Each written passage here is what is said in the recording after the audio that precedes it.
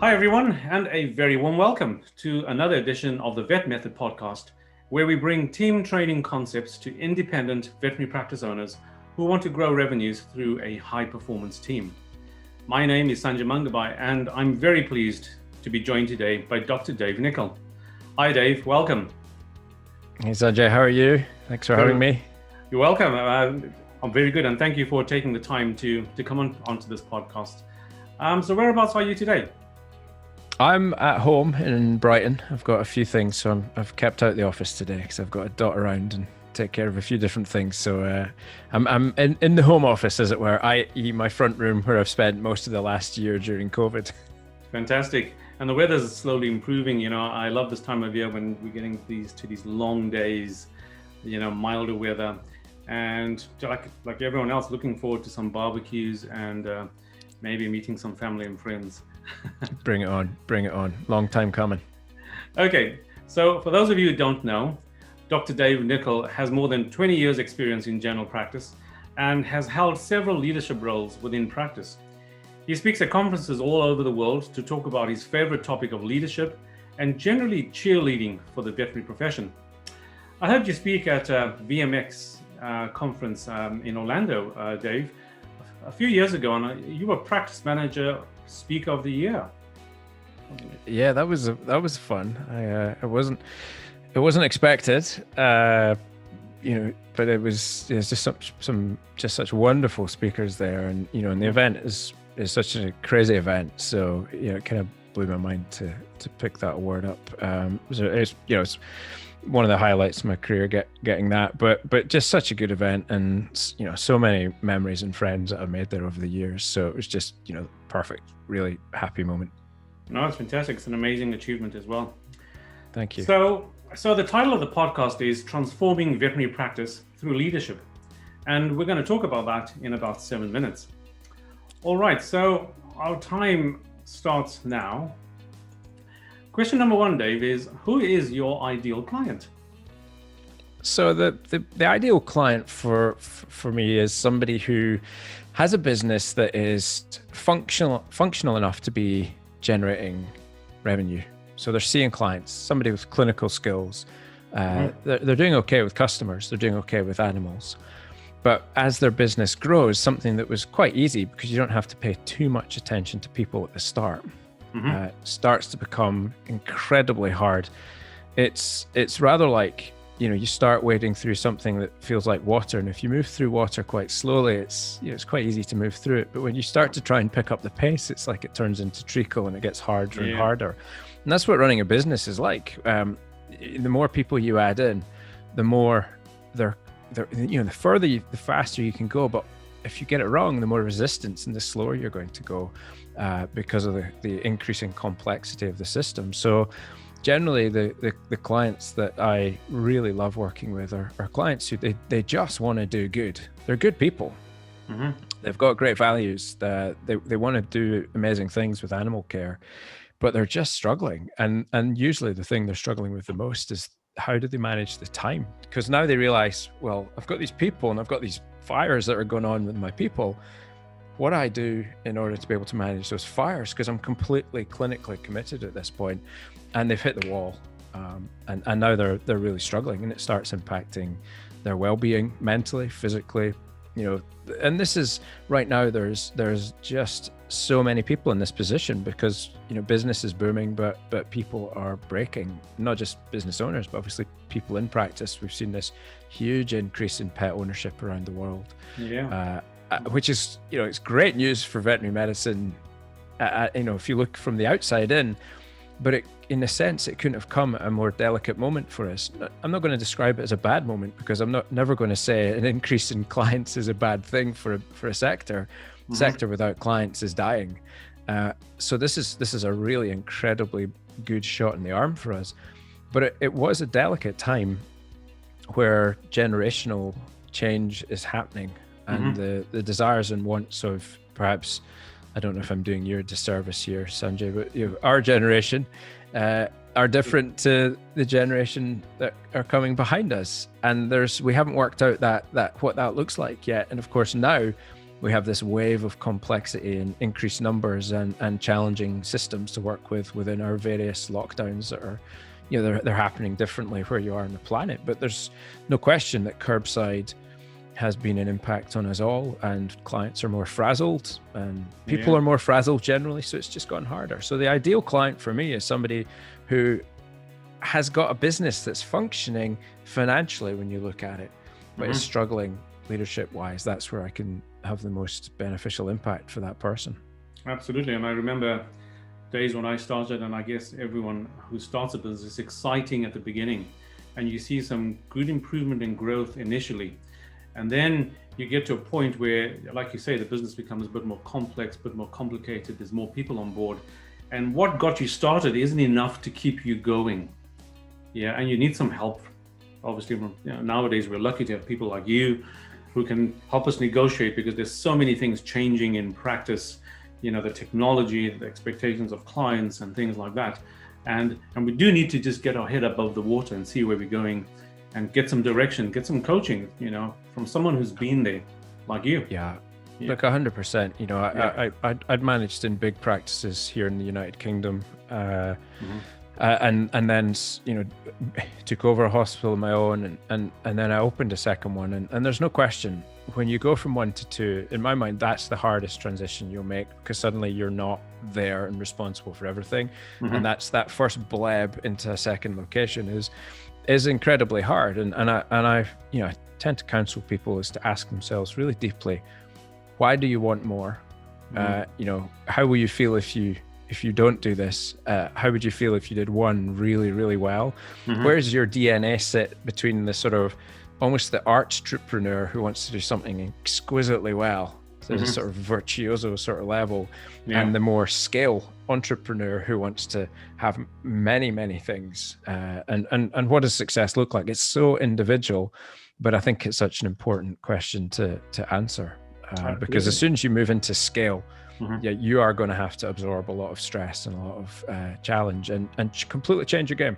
Like, it now no longer is about servicing individual clients and marketing. It's all about leadership at that point.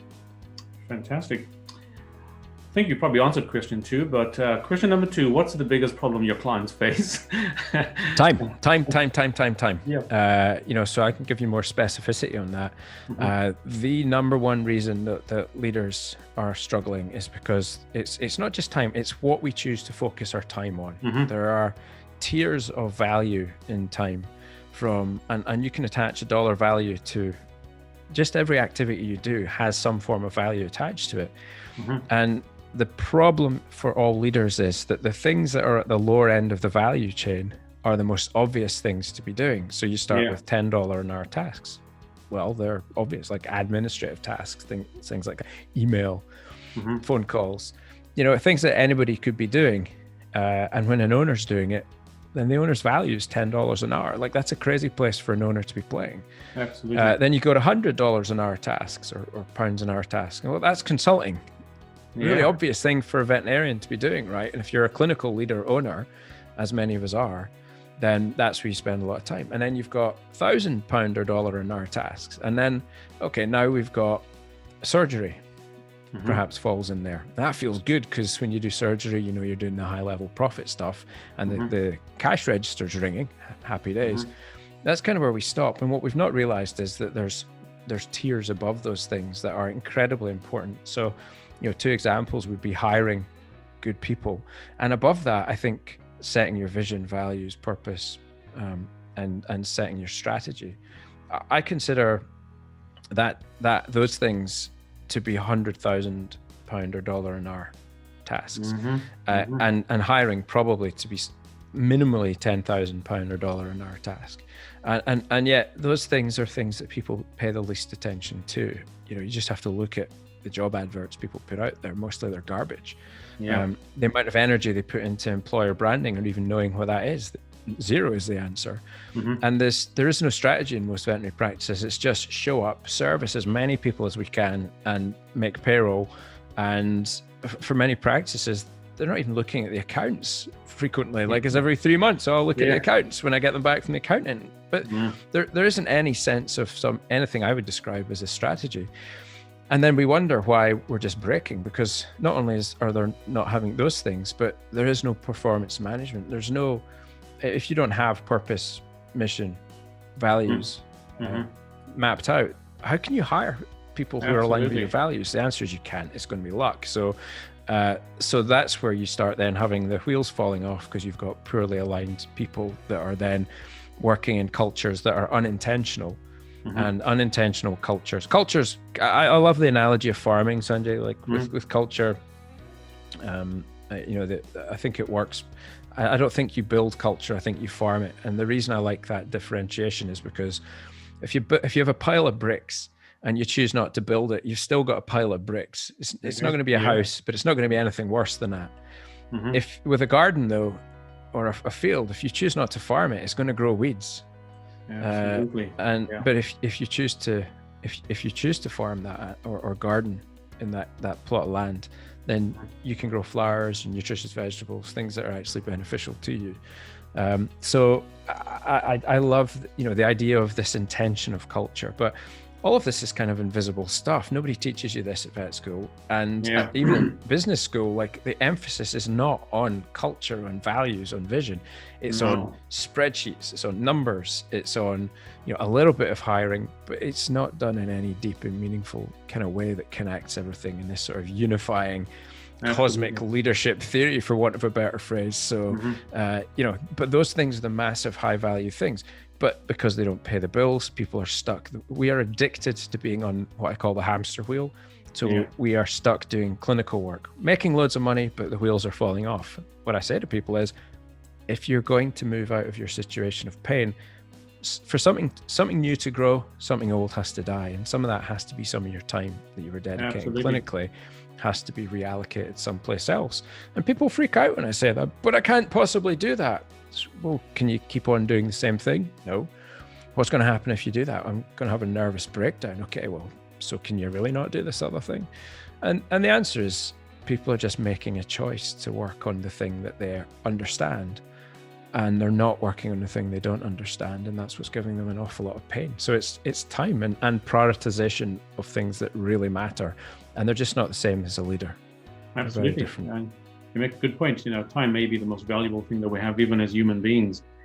And from personal experience, like you say, getting past that initial stage, then things become chaotic, and you spend a lot of time distracted by the less important, and you spend your time reacting to events in the practice, and you don't spend enough time sitting down and making good decisions, which is what is needed in veterinary practice. We're making decisions on the run.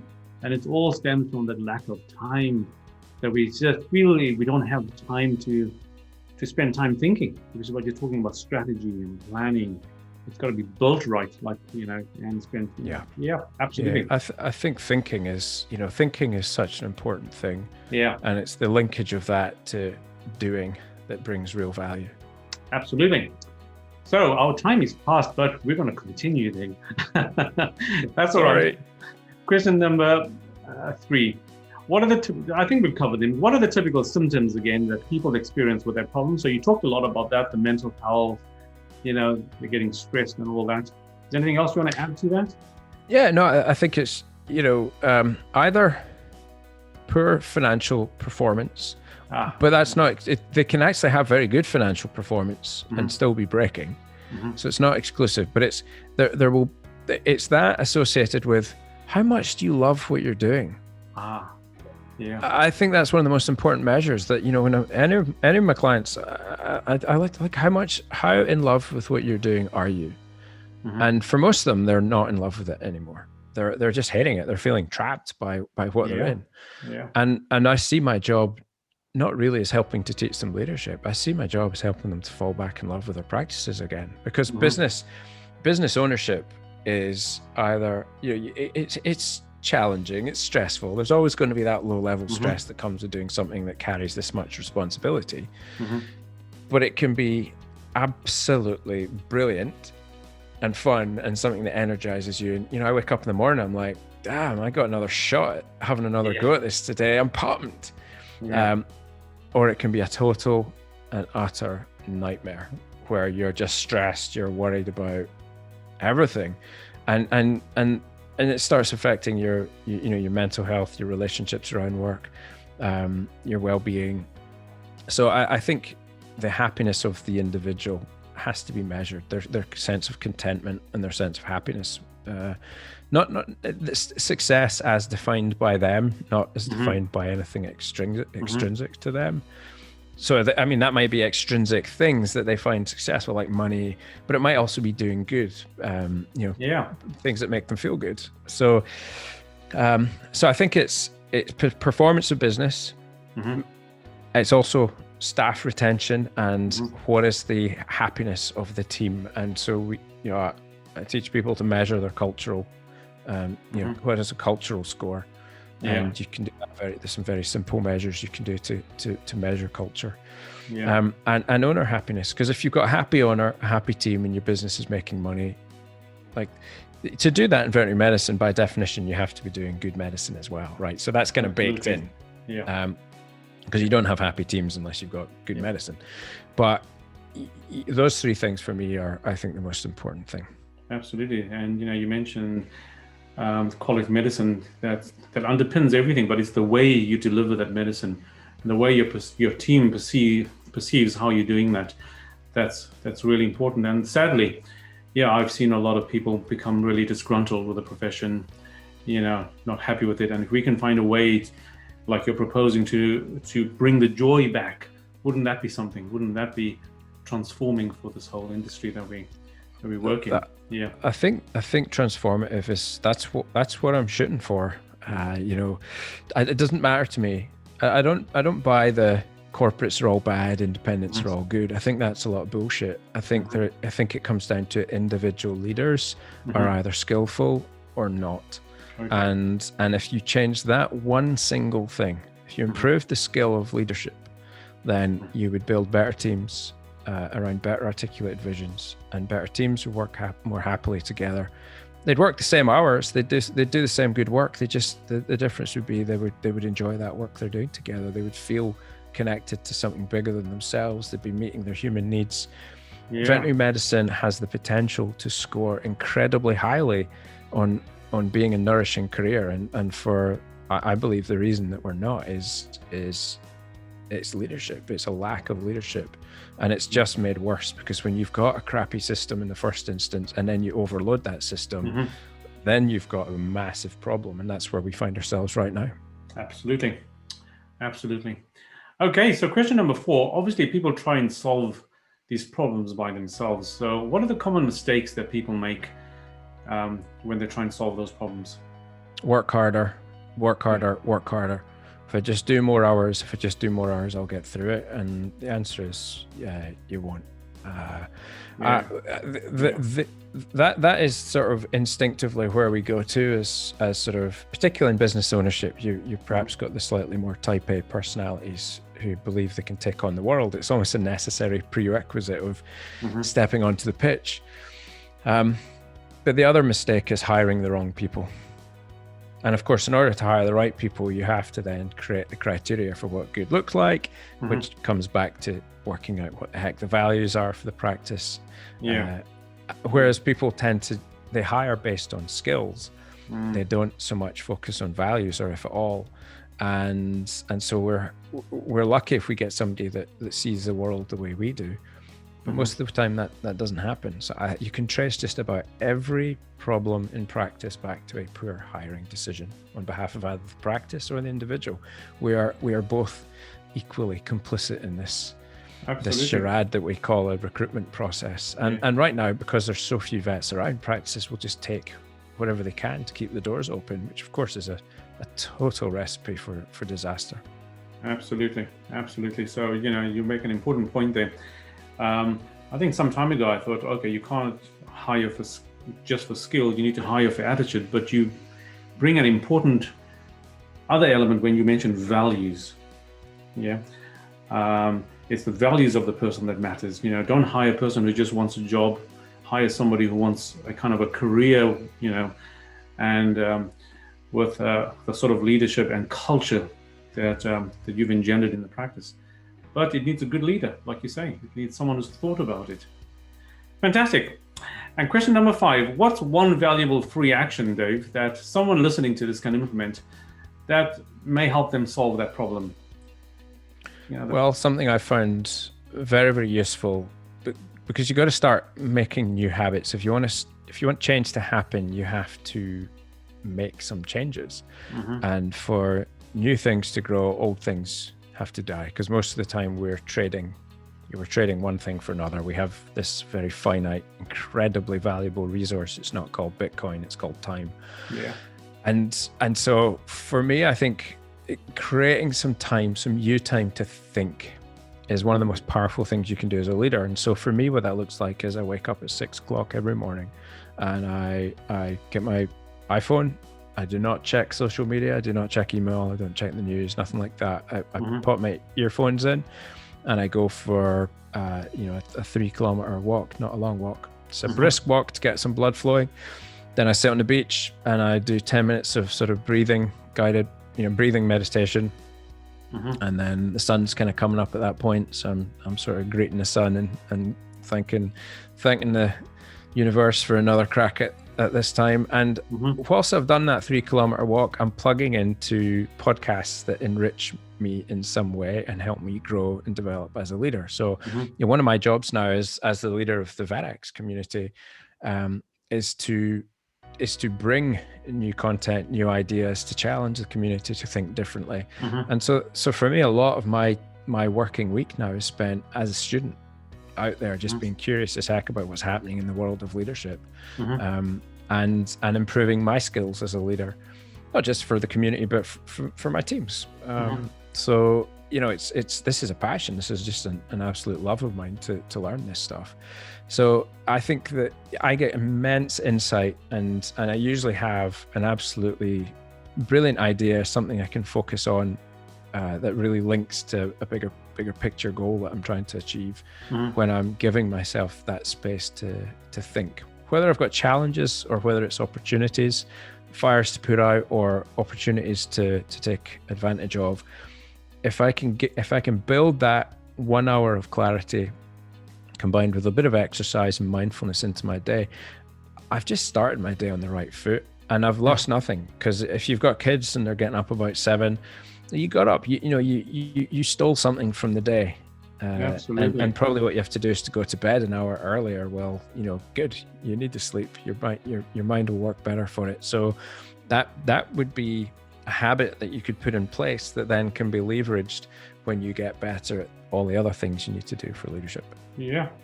Oh, yeah, that's an important habit, Dave. So, well, people listening to this who say, there aren't enough hours in the day anyway, how do you expect me to do this? That's precisely the reason they need to do this. The people that don't have time, this is exactly why they need to do this. Find that place of solitude, time to think, just to ground themselves again and become creative. I'm a big believer in meditation and journaling and stuff like that. And I feel it just gives me time to think, and it sets up the day. People like to leave things until the end of the day, which is what I used to do. You just never get the time to do the walk. You're exhausted, right? Yeah, and you exhaust. So the best tip, I think, is do it in the morning, like what you said. Fantastic. Okay, great. Let's go to question number 6. What is one valuable free resource that you can direct people to that will further help with that, Dave? Well, you asked for a landing page, and actually we've got about 300 landing pages crammed full of really, really useful content. And I thought it's much more useful for somebody, because I don't know exactly what an individual's struggles are, but I know roughly the groups of areas that people will be struggling with. And so on the VetX International website, there's an enormous number of free articles, ebooks, podcast episodes. There's more than 150 podcast episodes, approaching 200 articles, 3 or 4 ebooks. There's just an incredible array of content on there that's all designed, it's all completely free, to help practice owners build better businesses through leadership, and to help veterinarians learn the professional skills they need to cope with a life in practice. So it's the non-clinical skills. And that resource grows every week. I think we publish 3 to 5 new articles. A podcast every week goes up on there. So it's just an incredibly deep resource, so it's vetexinternational.com. It's all available. Fantastic. And I've been on there, and they've got a lot of stuff on there, Dave. A lot of useful stuff, to be fair. Good. You've been building. Yeah. And finally, question number 7. What's the one question that I should have asked you that would give great value to our audience?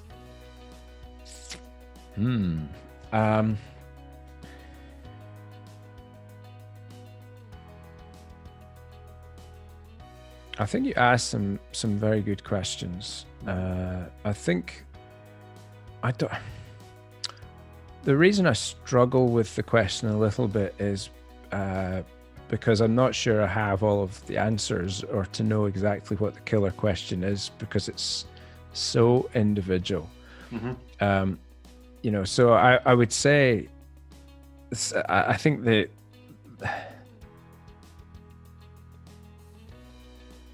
the question people have to ask themselves is so fundamental, and it's this one is really like peeling an onion. If you're going to do incredible work, the question you have to ask yourself is, why am I doing this? Why am I doing any of it? And if you can get to the bottom of that question with clarity and go, I'm doing this because blah, whatever blah is, and you connect to that in a very, very profound way, then I think you're doing the thing you're on this planet to do. Absolutely. And if you can't answer that question with a solid conviction, if it's like, oh, because 30 years ago, this was just what people did, or, to make my dad proud, and now my dad's passed away, or I don't know, I just did it because everyone else was doing it. They're all really crappy reasons to do something. Yeah. You have to have a why to accompany your what. If you're just doing a what, then you're on the grind. And I don't have an answer as how you get off that grind other than stop and find your why, because there really is only one go at this thing. I consider myself so fortunate to have found a career in veterinary medicine as a clinician, which for 17, 18 years deeply satisfied my why. My why was about people, not about animals. But to have now found a second half of my career and transitioned through to that, and this one's probably been 15 years in the making, this part of my career, but to have found a new why where I get to work with all these amazing people in our profession who have got not enormous potential. They're doing crazy good things, but they're suffering for their art, and it doesn't need to be like that. But it's such a privilege to get to work with and hear the stories of and just be part of the journey of these guys. So Sanjay, I think that's the question there would be,